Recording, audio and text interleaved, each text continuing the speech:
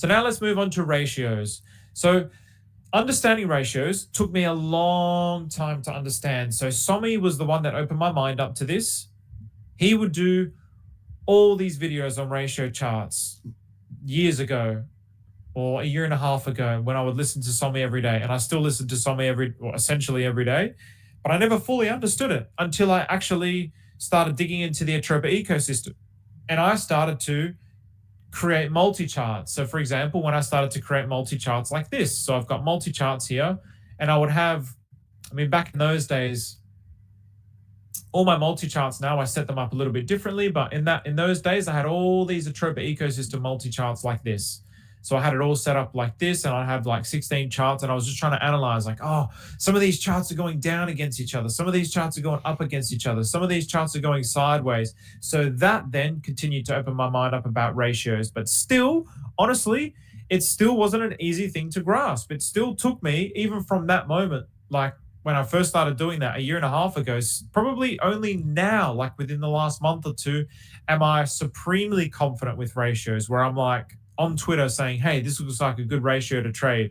Only now. So it's taken me a long, long time. So if you feel like, oh, I just can't get ratios, don't be frustrated with yourself. Just keep learning, keep listening, go back to some of his old videos, re-listen to some of these videos, watch what I'm doing, but then you do it yourself. So just passively listening is not going to be able to click all the neurons in your brain are not going to connect all the dots. You actually need to physically do it with your hands. You need to physically do it by seeing it on the screen and clicking those buttons for yourself. Then the points in your brain, the neurons are going to form new connections, and you're going to understand more clearly what's actually going on. So just by doing it, even then, it's still going to take time. Like, just for example, with these, so I'm going to go over these, but even with some of these ratios, like down to Atropa, whenever I would look at this and I'd see here, like, for example, down to Atropa, but my brain couldn't even connect with, okay, the first, what is the first one? I'd always have to go back to like a pulse chain or a pulse X and go, okay, well, this is the first one. So I'm looking at pulse X and that's going down against DAI, which is the US dollar DAI. Okay, so that means if this is going down, so I'd have to go back and forth. And I did that for like months. It was like, I don't know what you would call that. I don't know if you'd call it some kind of learning disability. I don't really know. But yeah, it was not an easy process. So it took me a long time to wrap my head around too. So months of listening to something and then just by doing it. So the easiest ratio to understand is something pegged to the US dollar. So obviously, Bitcoin to US dollar is a ratio between Bitcoin and the US dollar. So for example, at the moment, one Bitcoin is equal to 102,572 US dollars. And so when Bitcoin goes up, it's going up against the US dollar. When it's going down against the US dollar. So one Bitcoin equals that much US dollars. That's the easiest thing to understand. And then therefore, I take that same principle and I apply it to something like pulse chain and pulse X. So for example, another easy ratio is pulse chain to the US dollar is a ratio between pulse chain and US dollar. So therefore, in this chart, one pulse chain is equal to 0.000051. And now let's do that with pulse X. So with pulse X, this is a nice, really easy way to see it. So whether it's on whether you click here, so this is the way to get the ratios, but when it comes to like, this is the actual DAI stablecoin, so the eDAI, so you don't need to click this because whether it's USD or DAI, it's going to say pretty much exactly the same thing. It should say 3632 here as well. There you go. It's going to say exactly the same thing, so it doesn't really matter. Now, I didn't know this until Sunny pointed this out to me, but basically you can scroll down here on Deck Screener, and here it gives you the ratio. So one pulse X is equal to 0.00003632. So it'll be the same for DAI as well because they're exactly the same. So therefore 100, it'll give me that. And then so 1,000 will end up being, and then 10,000 will be 0.3632. See how this is working? So that is according to this price. So it's the value of pulse X compared to the dollar. So again, one pulse X is worth this much US dollars, and you can see it here. So then where it starts to get tricky is when you start comparing ratios between tokens and tokens. So one of the ones that I show a lot is down to Atropa. So let's go back to down to Atropa, for example. So this is one that I show a lot. So I've got it on the Heikin-Ashi. So Heikin-Ashi basically takes like the averages and it shows more of the flow. So the Heikin-Ashi also gives like a spoofed value. So I'll put it on the actual, see how the value changes here. So the Heikin-Ashi is not the real value. So you want to take it to the actual candle value, and now it's the real value. So now 1 down is equal to 0.2177 Atropa. And you have to make sure that the ratio is clicked here. So to the US dollar, this is only going to give me the value of down to the US dollar. We're not interested in that. We want to see what the value of down is to Atropa. So obviously the value of 1 down is equal to 0.02591 US dollars, but to Atropa, 1 down is worth 0.2177. So now if I open up the down to Atropa, let's bring this over here.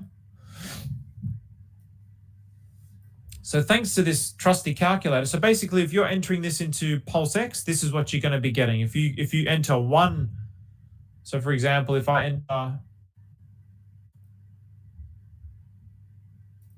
enter like 1 down here, it's going to give me that much Atropa. So that's what the calculator is essentially telling us. So then how can you take advantage of this? So hopefully, I mean, this is taking a while to load, so I'm sure you get it. But now let's move to the next example, which is already loaded. So now this is DAI to pulse chain. So this is pDAI.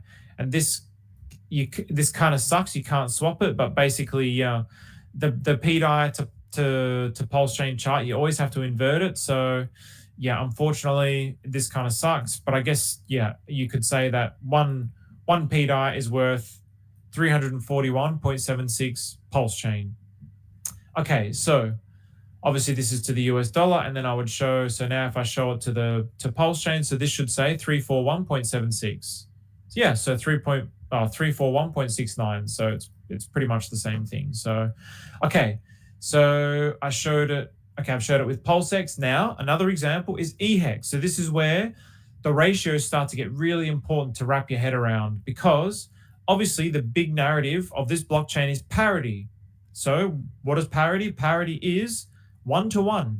The value of pulse chain tokens is equal to the value of the Ethereum side tokens. That's what we want. That's the world's largest free airdrop being successful. So obviously at the start, it was close. And then what ended up happening? So here we see the value of EHEX first. So the value first. So this is this number here first, whether that is up or down, it's going to show the strength of it compared to the token that it's with. So for example, this is EHEX. So therefore, if this is up, then it means EHEX is strong to pHEX. If it's down, then it means EHEX is weak to pHEX. Somebody did hundreds of these kinds of videos. So again, I would strongly recommend going back and looking at that. He would first explain this concept of ratio. So now if we look at this, we're seeing, okay, the value of EHEX is very weak to the value of pHEX. So basically, so let's have a look at this now. So 1 EHEX is going to get you 0.2 pHEX. So if you flip that, that means 1 hex is going to get you almost 5 pHEX. So this is where the ratios start coming into it. This is where I would strongly recommend just playing around with these numbers and seeing what it means. So if I look at this here, then, so this is where these kinds of trades could be an exceptional trade, because if you believe in the world's largest free airdrop being a success, if you believe in 1-to-1, so I've showed this many times with EHEX and HOTX, so the Atropa version of EHEX, in my opinion. So I believe that is going to drag up EHEX. As people buy into HOTX, it's also going to be dragging up EHEX in exactly the same way that the Atropa to DAI chart. So this is Atropa to pDAI. So I've showed this a lot of times. The Atropa to pDAI, the Atropa to pDAI, even if this is going down, if Atropa is going down against pDAI, so in other words, Atropa is being sold into pDAI, what is that actually doing? If Atropa is being sold into pDAI, that means the value of pDAI is going up, which is what happens here. So we've got the value of pDAI going up here. But because of the percentages of the way that they're bonded, at the very same time, to the US dollar, Atropa is actually also going up. It's being dragged up in liquidity with pDAI. So this is why the chart's basically exactly the same as the pDAI chart. So I believe it's the same with HOTX and HEX. That's why I believe HOTX, as people continue to buy into HOTX, it's going to drag up EHEX, the value of EHEX. So even though EHEX is going to go down against HOTX, the percentages of the bonding is still going to drag up the value of EHEX in relation to the US dollar across the chain, not in relation to HOTX. That's the beautiful part of it. So therefore, in this instance, somebody would show these charts continuously. If you believe in the one-to-one narrative, this is a great swap. You could go, all right, well, I'm going to basically be swapping. If I swapped, I could swap a million pHEX, and I would get 4.8 million EHEX. And therefore, when this goes back up, or if it goes back up to 1-to-1, that means 1 EHEX is then equal to 1 pHEX. So I've got 4.8 million EHEX that I bought down here with my pHEX, which was stronger in value. And then when it gets up to here, they're equal in value. So then I can swap that EHEX back into pHEX. So I would have 4.8 million pHEX. If I do it halfway along, so let's say I do it literally halfway along. So if I go all the way along and I swap it, then I'm going to get the full amount. If I go halfway along, my 1 million EHEX, my 1 million pHEX down here, which gets converted to 4.8 million EHEX, and I swap it halfway along, then I would get half of that back. So then basically, like if this goes up, how hard does it need to move? So it needs to do a 372%. So if it does a 170 something percent, if it does 170 odd percent, then if I swapped that 4.8 million EHEX into pHEX, it would end up being like 2.4 million pHEX. So I would gain plus 178%. Not the full amount, only when it gets 1-to-1. So even as I'm explaining this, I'm feeling like, I can feel the confusion. I can feel the confusion from the people that are watching this. So it's okay. It'll become more clear once you start wrapping your head around it, especially with the things that are 1-to-1. Once you start really seeing the 1-to-1 and it clicks in your mind, and this is why I particularly really like things like affection. So I've been talking about the affection and pDAI a lot. So now I'm going to bring up affection and pDAI. So let's bring up affection and pDAI.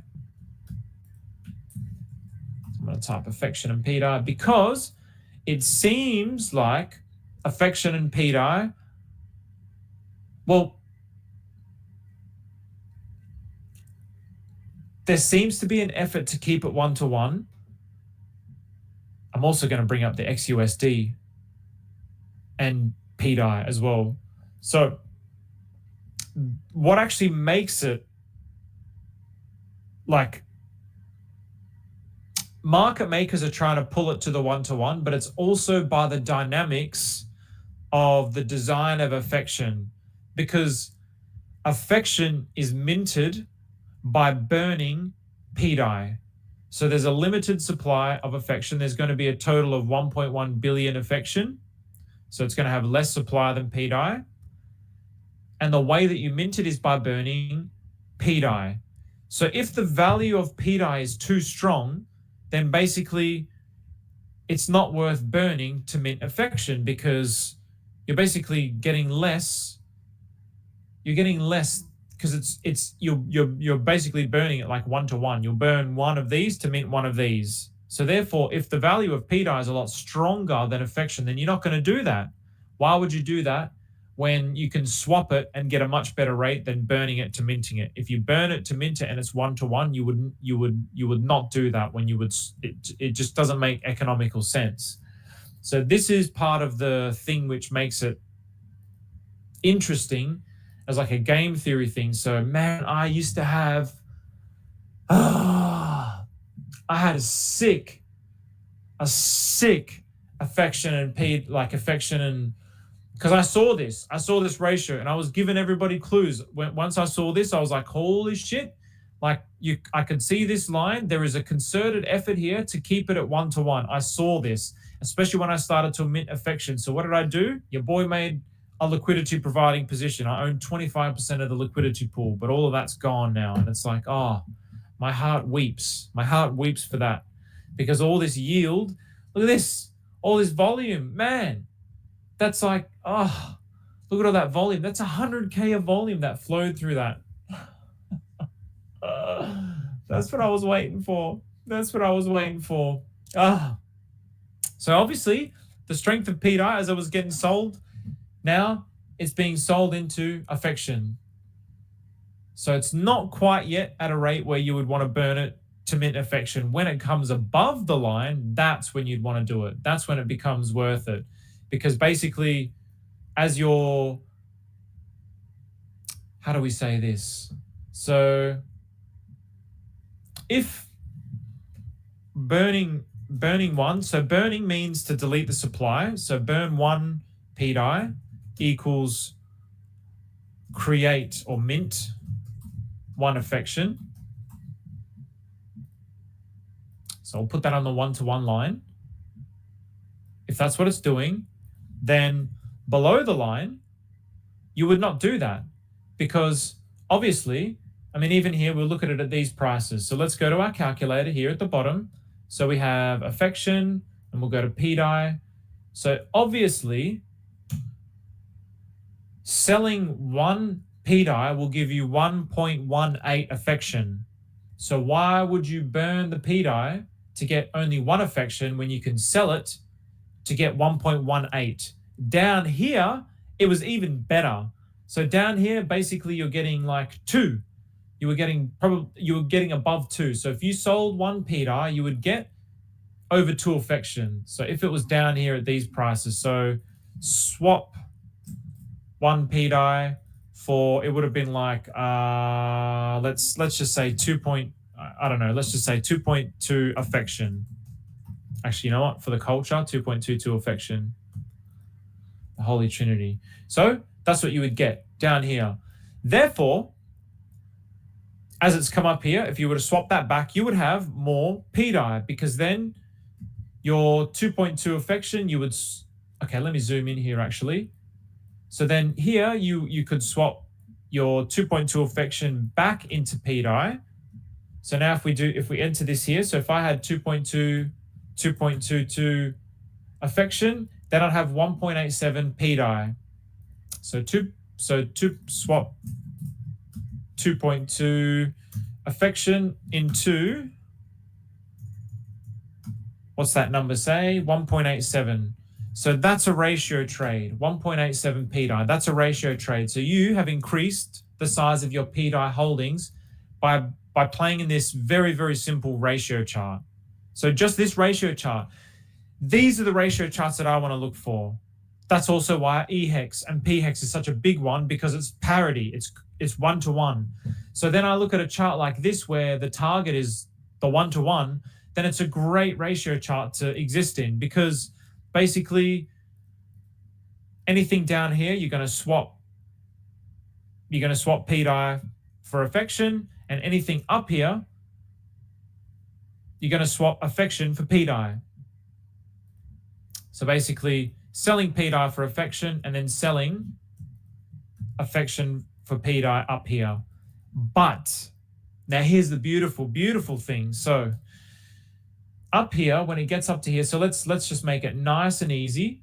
We'll go up to the 2 point. So up to the 2, where it says 2 here, you can see it on the side. That means basically it'll be the opposite. So basically 2 point up here, 2.22 affection would get you double pDAI. So you'd get 4.4 pDAI. So in other words, you would swap one affection up here for 2 pDAI. I hope this is making sense, but this is the alpha of, this is the beauty of the minting. So now, sorry, that's supposed to be swap one affection for 2 pDAI. Swap 2 pDAI. Okay, I'll remove the mint there because it's going to confuse things. So swap, and then swap for 1.87. And then obviously when it gets, to the middle line, I wish I could somehow make this a little bit more easier, but when it would get to here, so if it would get to here, so let's do it in stages actually. It's to make it, let's do it in stages because I've probably made it way more confusing than what it needs to be. It's quite difficult to explain these things. So obviously here, down here, 1 pDAI would get you 2.2. Now, if you swapped it up to here, that 2.2 could swap back into 1.87. Now the chart goes sideways. Eventually it goes here and it goes to 1 to 1. So then here, your 2.2 affection would get you 2.2 to pDAI because it's now 1 to 1. Now it keeps going. It keeps going up to here and it's like, oh, wow, now it's up to, wow, now it's worth double. Now affection is way stronger than pDAI somehow. So then when it gets to here, your 2.2 affection will then end up getting you 4.44 pDAI. But here's the thing. I do have a video on the minting process. But if you had an excess of pDAI and you didn't have any affection, you had no affection, you only had pDAI, you missed out on this ratio swap. You're like, oh, damn, look at this. I didn't do any of these swaps. I didn't swap any pDAI into affection, but I'm holding a million pDAI up here. For example, I'm holding a million pDAI up here.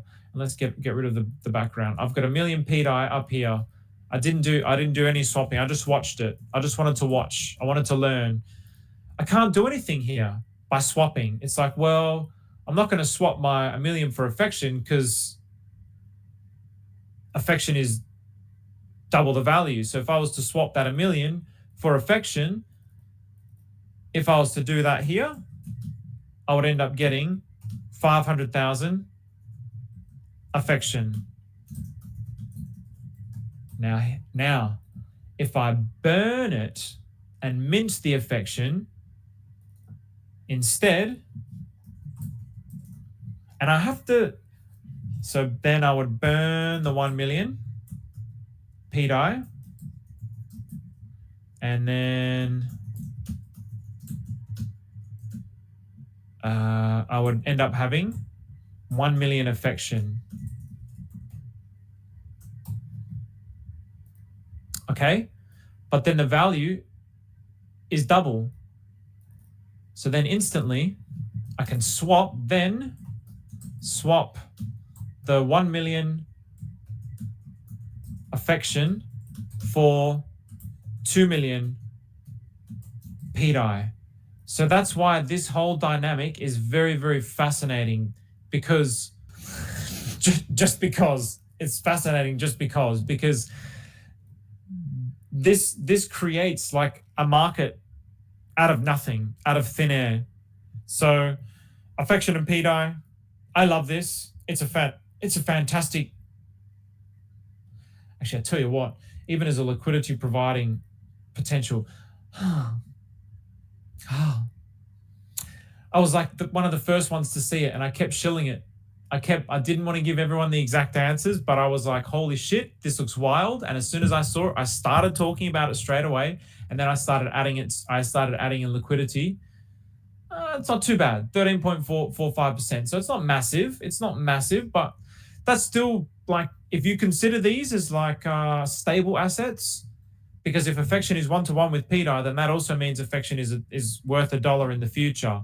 But this is where it's going to get interesting, because in the future, affection supply is so much more limited to pDAI. And then we have the dysnomia and the burning of affection. So it's just, who knows how this is going to play out? I really don't know. So that yield is exceptional. That's 13.5% for a stable coin. You could really think of it like that. So, okay, so I hope this is really clear.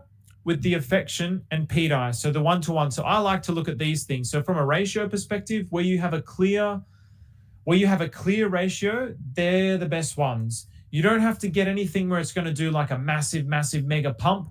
But yeah, I mean, even from here to here, it's 124% basically from the bottom to one-to-one. So you could have doubled, if you swapped at the very bottom, you could have doubled your pDAI bags if and when it gets to the one-to-one. That's pretty damn good. That's pretty damn good for something that, in my opinion, is reasonably safe because of the buyer and minting function and the fact that there seems to be a concerted effort to keep it to this one-to-one. Market makers want this to happen. So for me, it's like, this is a great ratio to exist in.